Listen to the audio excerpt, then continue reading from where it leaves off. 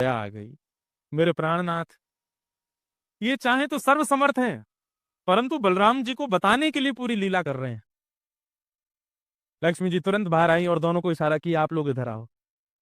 बलराम जी बोले, देख बहू तू नाराज मत हो, हम पे गलती है गई, और वैसे गलती तेरी भी कम नहीं, तो को नहीं जाना चाहिए ऐसी जगह। लक्ष्मी जी बोली, दाऊ दादा, ठाकुर जी के लिए सब अलाउ है, हमारे लिए इतने बंधन।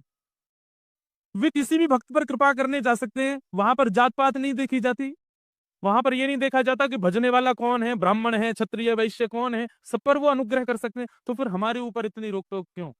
और किसी के जन्मगत व्यवहार से उसका पूरा जीवन नहीं आंकना चाहिए, उसके स्वभाव व्यवहार से देखना चाहिए कि वो है कैसा।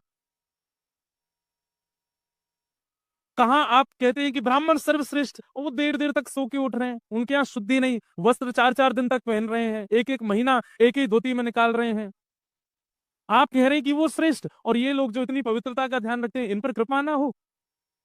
हमारे अनुसार तो जो अपने कर्म से शुद्ध है वो शुद्ध है। बलराम जी और ठाकुर जी दोनों मान गए, बोले, जैसी आपकी इच्छा। बोले, नहीं, आज के बाद हम आपसे एक नियम चाहते हैं। क्या? बोले, श्री जगन्नाथपुरी में नियम कर दीजिए। बोले, क्या? जिस महाप्रसाद को ब्राह्मण पाएगा उसी महाप्रसाद को शूद्र भी पाएगा, दोनों को समान फल मिलेगा।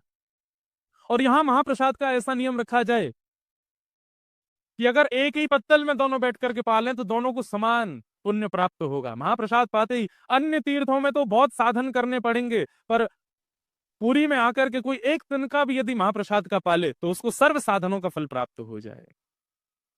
और किसी भी प्रकार से यह ना देखा जाए कि कौन किस वर्ण का है, वो स्वभाव से शुद्ध होना चाहिए। हम सबको हृदय लगावें। अगर ये सब आपको मंजूर हो तो मैं राजी हूं। राजी हुए, और तब से श्री जगन्नाथपुरी में ये सब नियम नष्ट कर दिए गए।